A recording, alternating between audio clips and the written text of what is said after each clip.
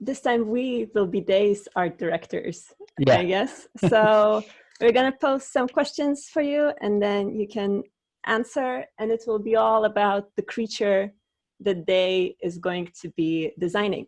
Okay, so first, I guess we want to pick something about maybe the universe in which the creature is going to be. Okay, Pablo is suggesting magical fox creature. Let's not get too specific though. Yeah, let's ask questions like let's ask questions. Is this, for instance, like terrestrial, like ground dwelling animal, or a sky, or a marine animal, like earth, land, ocean, like land, marine, or flying? Okay, underground animal. Ooh, good. Yeah, nice. They got us. Pick the system. Yeah. Okay. That's the other for underground. Let's maybe decide whether it's predator or prey. Let's see. What does everyone think? Prey. Okay, so it's going to be underground, prey, and let's decide whether it's big or small. Yeah.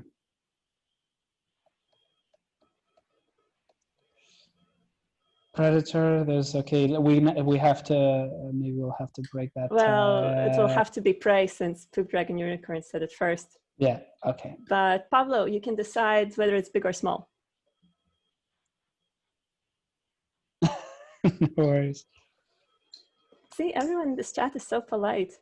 Yeah. Best chat on the whole Twitch. Neanera gets to pick whether it's big or small. Let's skip it. Or Pablo, was that another person that I didn't see? No, Pablo is Neanera. Oh, okay, cool. Big. Okay. So it's underground, prey, big. Okay, let's go with that. And maybe I can talk a little bit through the process. Maybe talk about like what kind of brushes you use for people. Honestly, this is one of the old Photoshop chalk brushes. I think it was called Chalk 36. Oh, and sorry, Day, we have an extra request. It needs to have a small top hat, so you'll have to work that in too. Okay.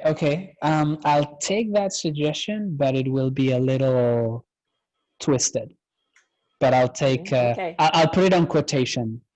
Well, the art direction of the stream is. Yeah, I'll do that. Yeah, top hat. Yeah. Okay. Yeah. Because depending on the style, there are certain things that would like break. Like there are certain limits. Like if because the top hat thing would suggest probably that we're doing like more of a character, like a cuter character design. But I can take that and maybe it's an evil character who like found a hat somewhere. I can even say like when animals are discovered, sometimes like birds or any animal, they receive scientific names or names with things like that, like a top hat or whatever, based on a physical feature that looks like something like that, and so I think that's fair. We can grab that. All right. Okay, let me do, since we were talking about our creatures quite a bit, I'll try to work in that universe a bit. So I have something that I do for sketching often is have the background of the canvas to middle gray, and what that allows is that then I can easily go to dark and bright, which is nice for sketching. So you do your highlights later on with white, but then the shadows with the darker colors. That how it is? I have the black and the white on the side, which I guess maybe they're not visible on the stream, but people know the classic controls. And with X, you can flip, having the foreground color and the background color, so that's pretty easy. So let's start. So if I was doing a creature, and those were the prompts they gave me, I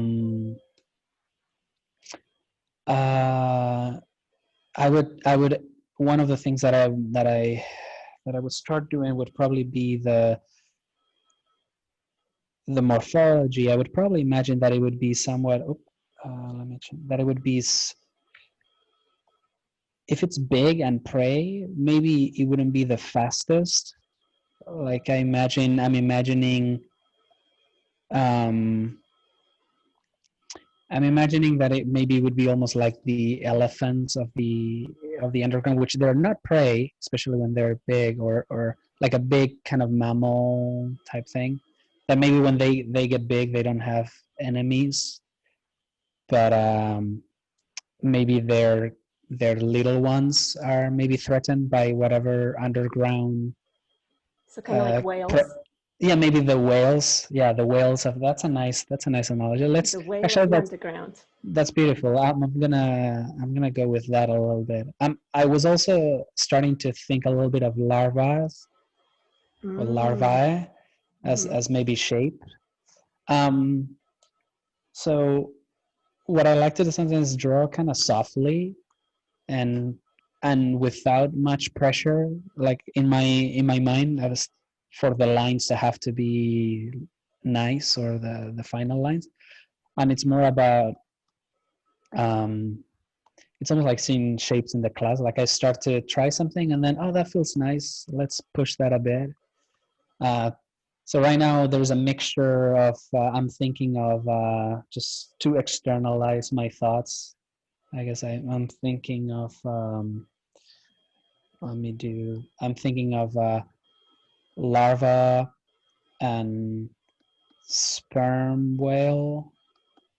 So larva because underground, and the whale because it's big and it's a cool kind of I feel like it's a cool juxtaposition. I think like a like a whale like creature underground. It's kind of an interesting, when you said it just kind of sounded like an exciting idea on itself. And then there's the top hat thing. What I'm thinking about the top hat, if we're doing kind of a realistic or creature, is that I'm probably gonna think that it's some kind of anatomical like feature that has a purpose of some kind. Like maybe it's like some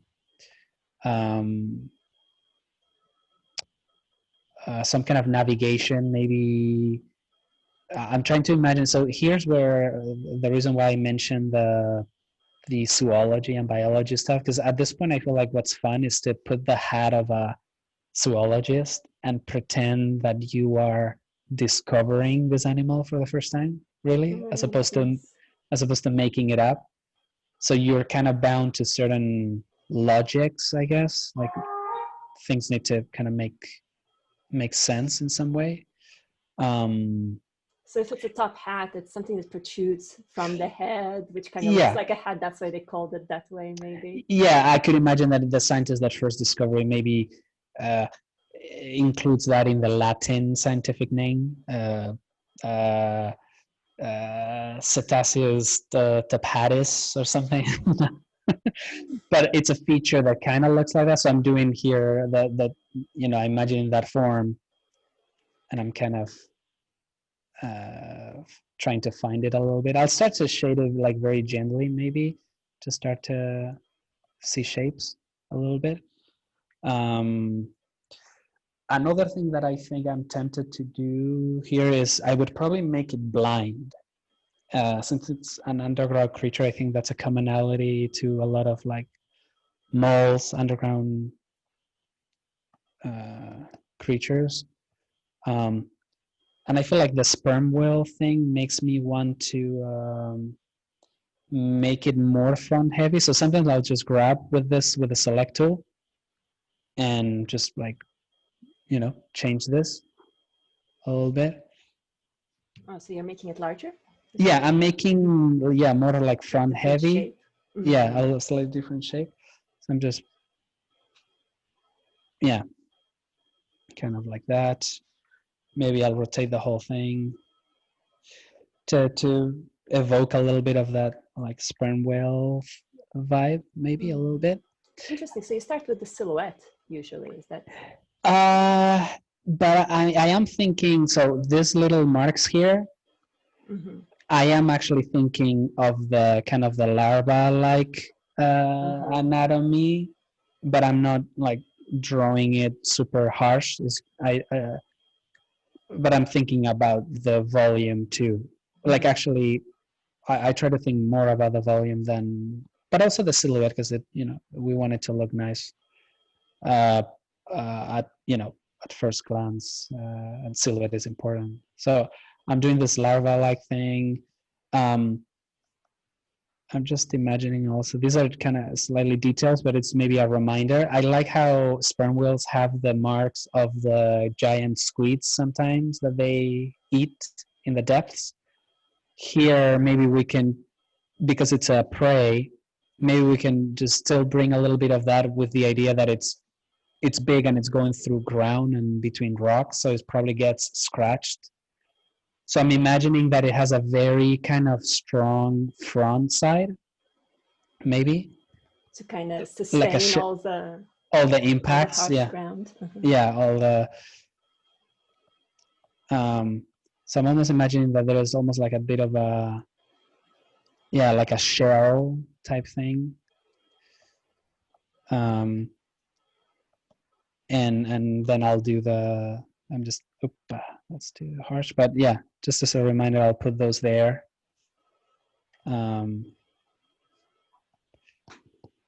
It's kind of this blind, and then we need to think how it propels itself.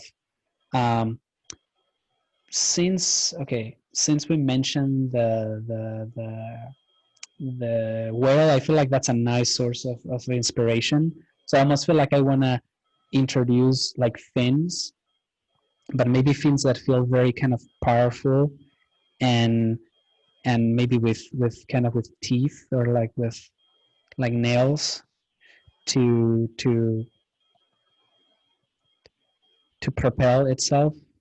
I like the way you're approaching it. So you're thinking of how would that creature live underground, right?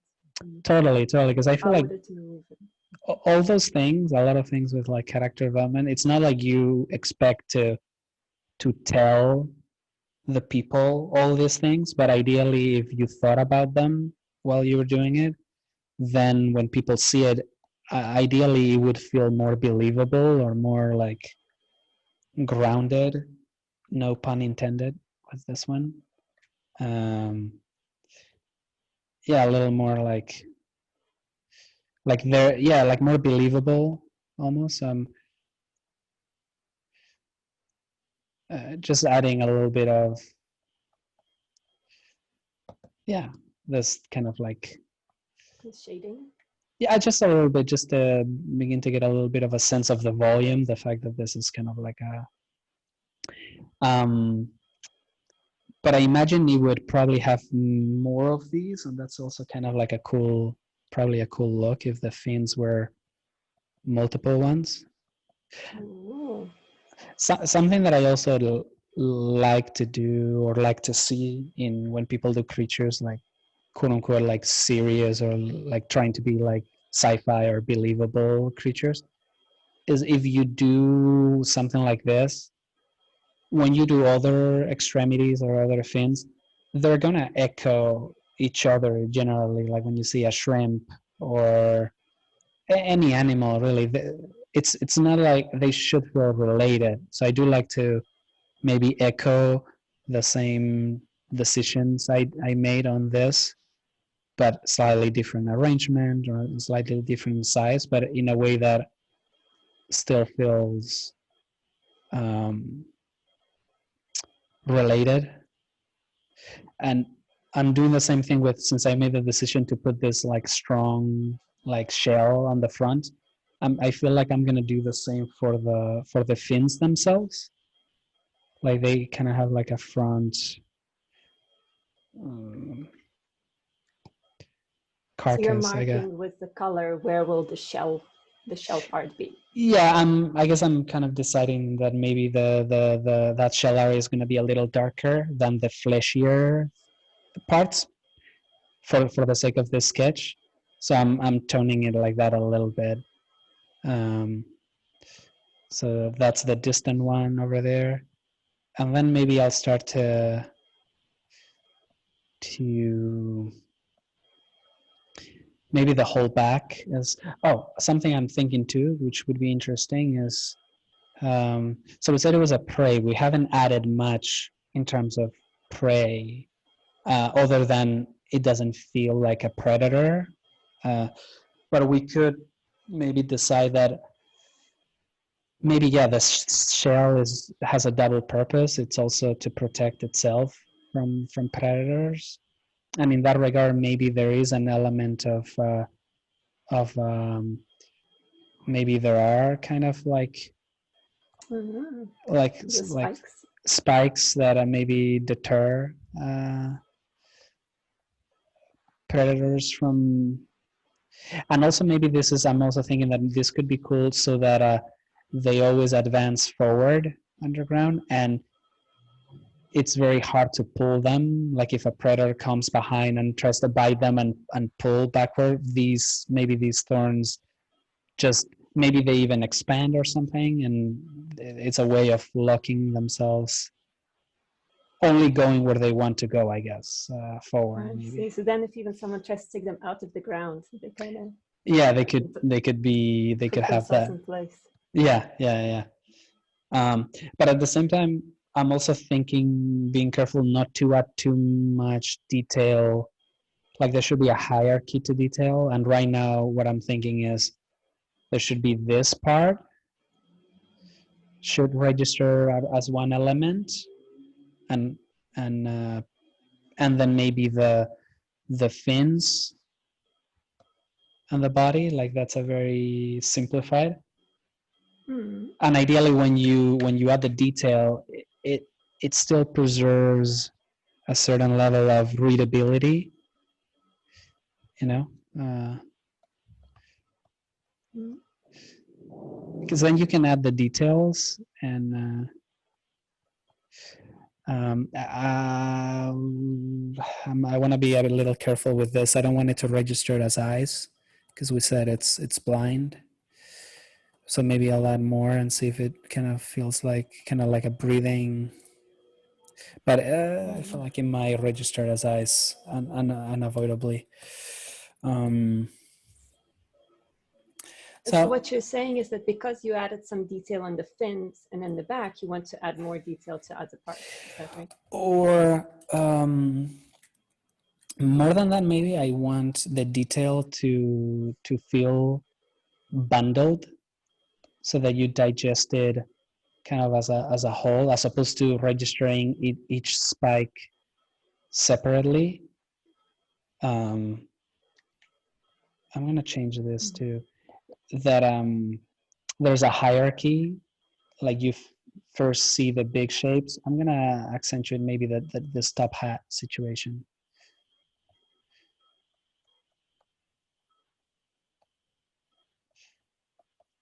And I'm thinking maybe it's almost like a fin too or something, and maybe it's a little sharper.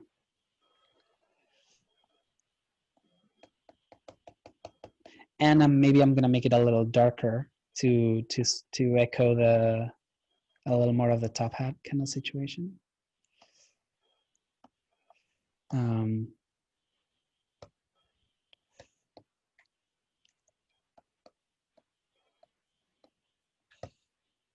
I feel like that's interesting. Do you often zoom in and out when you work to see how? Yeah. And I also will try, I don't know if I have the commands. Oh, no. What is this? No, I want neither of these options. How do I? I don't know. Okay, cancel. Okay, no, usually the command that I have, Control Shift A, I think it is, it will flip it. But right now it's because you get used to the way it looks in one direction. Yeah, and you would be surprised. Like sometimes you think it looks a certain way, and your brain interprets things facing one way in a certain way, and then you flip it, and it shocks you a little bit. So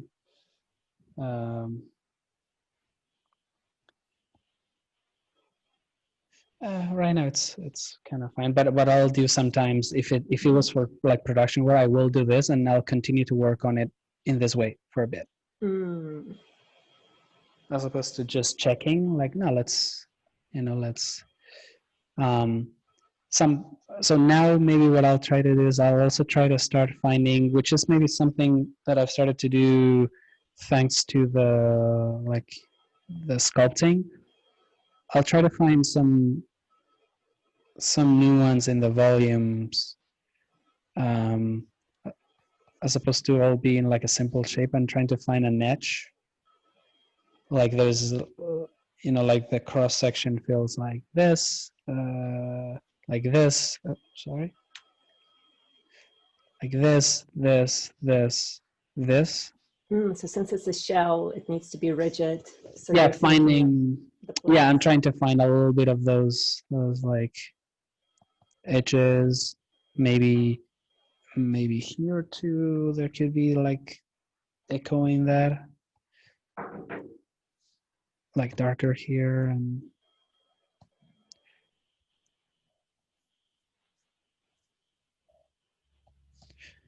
just a little bit. Yeah. Yeah. Okay, I'll speed it up because I know we don't we can make it too long, so I'll try to complete the shape a little bit with a whale element. And how about this? I'm gonna cheat right now. Not cheat. You can cheat, but I'm gonna do this. I'm gonna grab this thing, copy, and we're gonna just give it like a little baby, like a little cub next to it. Maybe, yeah, maybe just like swimming next to it or something like that. Swimming, I'm still thinking, of course, this is underground, so they would need to, what I would imagine they would actually be doing is they would be maybe nearby, maybe it's like mud, like maybe this is, we need to imagine that this is some kind of like x-ray or sonar that we're doing.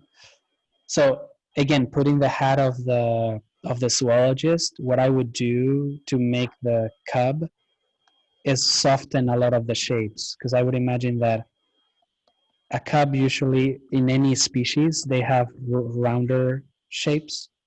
So they haven't formed yet, all the spikes. All the spikes that haven't formed yet. So I'm using the smudge tool. Oh no, I want to use the smudge tool. So yeah, I'll soften a little bit, maybe the fins too, or I'll erase them a little bit.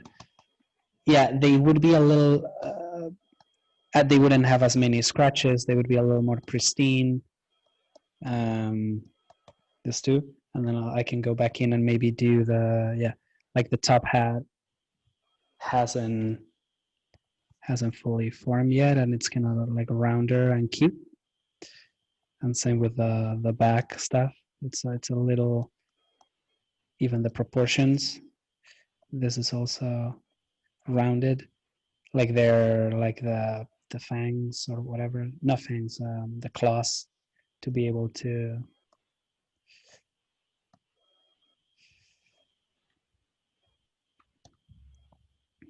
aren't as developed.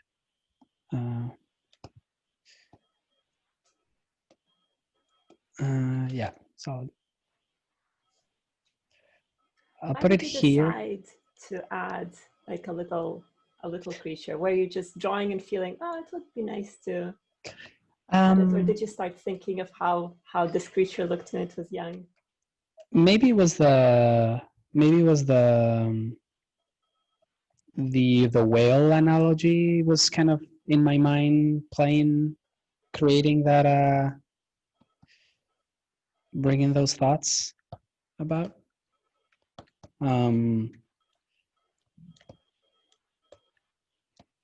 So I'm trying to think what would be. I'm gonna do, yeah. We did so we did the. Sorry if my mind is wandering, but just thinking of the tail, I'm gonna keep it streamlined. Like there is no, because it's not water. maybe it's more of a like like this sort of shape. So you're continuing the spikes. Yeah, and then the theme. spikes, and maybe the spikes here are even more articulated.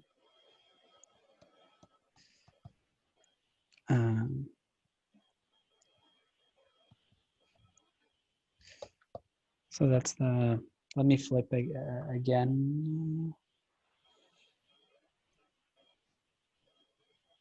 So image, oh, not vertical.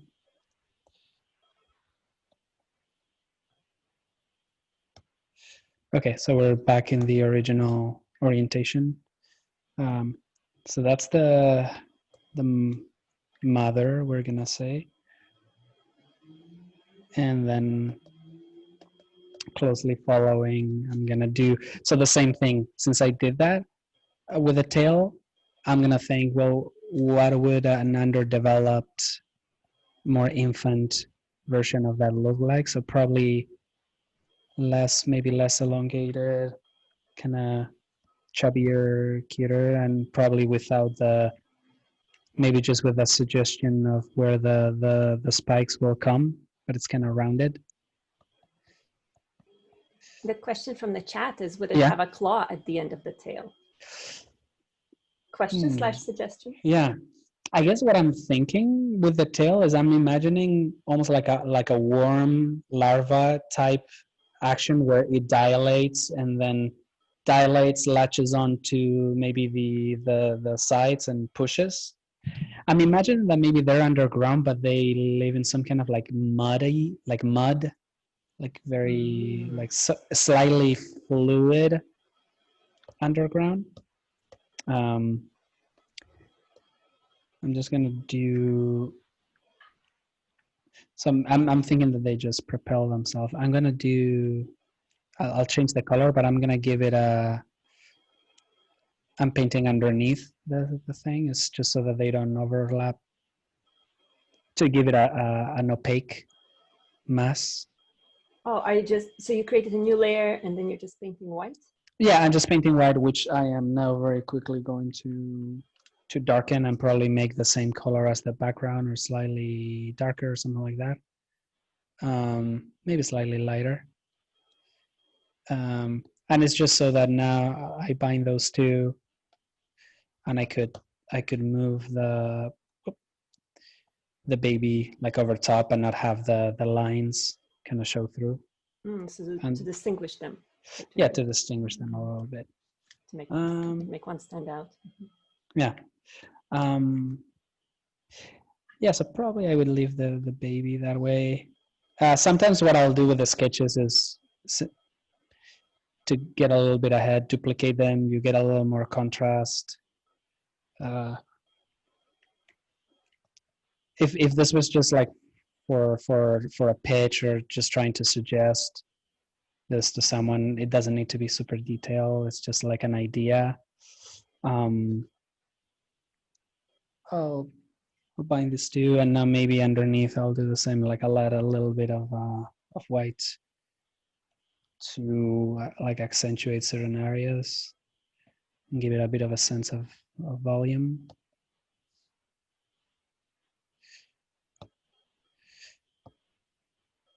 And at this point, if you wanted to, you could also suggest, depending how you apply the light, the sense of like specular, if there is any, like if you do like tighter, like little reflections or whatever. And that's where you're defining the shape. You're also defining the shape. Yeah, probably. I don't imagine that they would probably be pretty matte if they were like, I imagine, but I don't know right now. And then maybe making this a little like fleshier. And matte meaning non-glossy, right? Yeah. And just for the sake of it, I'll do this one trick that I found to do very quickly, like kind of like pretend glossy materials. As you do a mass like that on white, and then you go in with a eraser like a soft eraser, and kind of erase a little bit of it. And I mean, it's kind of quick, but it can give a little bit of like quickly kind of a sense of wetness. And you do it in a separate layer on top of all that. Yeah, anything that I'm not sure if I'm gonna look. I'm gonna make it because I imagine that the baby would be glossier, more pristine. So I'll do it here. I'll do the kind of the shine, like more defined like that. And then erase it. Oh, I did it on the same layer. Yep, sorry about that. Let me just undo this. Do it on, I'll do it here on top. Do you switch between brushes when you do this, or have you been using the same brush? I've been using the same brush. I think for the eraser, I'm using like the classic like round soft brush. So I'll do this kind of on the same intensity. This technique I do for eyes always to create the eye reflection of the horizon and stuff. Color it very opaque, and then you can go in and erase a little bit, and you get a little bit of that sense of like wetness, kind of. It's in a bit of an odd position, and underground you wouldn't be seeing it, but Well, it's just mud, for a quick. right? Yeah. Maybe when they come out, the surface, if they do ever, that's when you see it. And I'm gonna double this to give it a little more. Yeah. So you just duplicate it to make the lines stand out. Yeah, to make the line stand out a little bit. Yeah, and since we mentioned that this was a big creature, what I would probably do is I'll put this together. I'll do a mask like this and paint so very lightly. The farther it gets, I'll fade it a little bit. And that just gives it a bit of a sense of atmospheric perspective, just a little bit. So the cub being closer, it's a little more defined, but the tail of the mother, as it fades, as it goes away, it fades a little bit. Maybe I did it too much, but yeah. So yeah, this would be like a doodle for fun or exercises. Do you usually do it black and white first and then add color? Yeah, I'm not much of a painter, really. I'm not that good with color. I'm much more of a. I'm finding that now when I'm sculpting, it's very comfortable because I think when I draw, I also think in terms of line and volume, but not so much color. It just doesn't come as naturally to me. So yeah, I will usually doodle and then fill it in. So it's kind of a Rembrandt technique. It's like black and white. Well, right? That's very generous of you to make that comparison.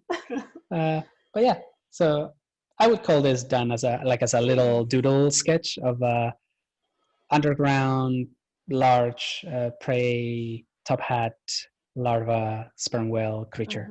So at this point, you would show this to, say, the team or the director and say, is this kind of along the lines of what you're thinking? Yeah. Or should I do something else? What I would probably do is there would be maybe 10 more of these like variations, and I would have them always have them numbered, because you don't want people in the discussion to be the one on the right, on the top right side. No, they always need to be numbered. Yeah, and you would have a bunch of these arranged next to each other as the exploration. And yeah, the discussion would begin, and then it's a funneling kind of process. You pick one and you do variations of that one, and you keep iterating and get to something that either the director or the team feels good about. Gotcha. And the question in the chat, in a production setting, do you color at all, or someone else takes on that task and create their own interpretation based on your sketch? I'll do some color. I guess on the, for instance, on the background that you used for the interview, there is the animation mentor girl character Aya. I colored that one, for instance. It's just, I think it just, I'm not the most cost effective or best like colorist, but if it doesn't need to be super great, and it's like, I would never be asked to do like a color script or something like that, but to suggest roughly what the colors of the character might be like, for instance, for La Noria, if people check out the work I did for that, yeah, I would introduce the color, but it wouldn't be um, extremely, I don't know. I feel like then the expectation would be that we would work with the shading person to go back and forth and get it exactly to where we want to be. But yeah, I would only, I guess, to answer that question well, I think I would only do that when we start to feel a little better about the shapes and the design of the character. Like at this point, I wouldn't color all of these. If I made like 10 variations, they would probably still be tonal. I see. So then you pick one of them, or decide on a certain one, and that certain one you flesh out. And you flesh out color variations, yeah, or maybe not necessarily one. It's a little nebulous, but maybe as you feel like you're getting closer, then the director will say, oh, maybe it'd be good to start seeing some color in these, and then I'll do some variations of that. But at this point, yeah, they'll just stay. And actually, I do use this technique for professional work, the gray background thing. A gray background, draw in darks, but also have the lights, because I feel like it's a nice, cost-effective, like quick method to get a little bit of sense of volume pretty quickly. Do you do that when you sketch on paper? Do you get gray paper and white pencil and black pencil? I've done it, but I think I've done it. I've bought some sketchbooks that were like either craft paper that was kind of middle tone. It's fun. I've done it, but I feel like when I'm using the sketchbook, it's really more just to loosely doodle, and I'm not even worrying about much tone. I might do some shading with a marker or something, but this technique, I mostly just do it in Photoshop. Gotcha. Yeah. And then a question: when you draw on a sketchbook, what type of tools do you use? Chalk, pencils? Pencils, just regular. Or I guess chalk pencils is something. Oh, chalk pencils. No. I will use either regular pencils, classic, just a nice soft pencil, or something that I really like, that I'm really a big fan of, is the cheapest ballpoint pen, like the Bic, the transparent, classic, old-timey Bic. I love those.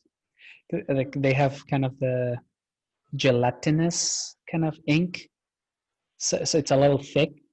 So if you draw lightly, it's a little bit like a pencil where it doesn't draw as much, and then as you press, you get a little more. Oh, that's not a very common tool for artists, it seems. Just a ball, I have found, I've talked to some people, and you find that there are others like me that do like that, but it's classically, yeah, you wouldn't think of that as the go-to. But I really like that kind of, like when I'm traveling or whatever, like if I can only take one, it would be a ballpoint pen. I don't know if I have one in which now, but yeah, and on your everybody knows it. Yeah, those are easy to find. Yeah. Nice. And then the question: will you be doing Inktober this year? And then for those who don't know, it's a thing when artists like draw ink sketches like every day of a month. Yeah, I don't know, because I feel like right now I'm a little more focused on sculpting, and I'm doing this thing on Instagram called Weekly Sculpt, where myself and a friend of mine, we set topics to each other each week, but anyone is welcome to sculpt. And so every week there will be a topic, and we'll do a sculpture based on that. and I feel like right now I want to get better and more comfortable with ZBrush, so I will probably be focusing on that. But I will enjoy what everyone does for Inktober. Yeah. Nice, nice. And very cool that you're doing this kind of your own challenge with.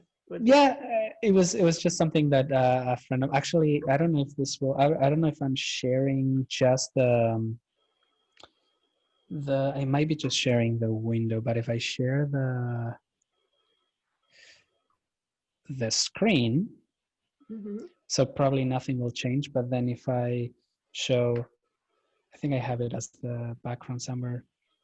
Let's see if this is visible now. Yeah. Is this your ZBrush sculpt? Yeah, this is one of the, like, this was a... What was the theme? The theme was the Portuguese man-o-war jellyfish. It's a specific creature. It's a very specific, yeah, it's a jellyfish that inflates the, it's not even its head, it's multiple organisms, it's something really weird, but it looks like it's an inflated head that floats in the ocean, and then the tentacles are underneath.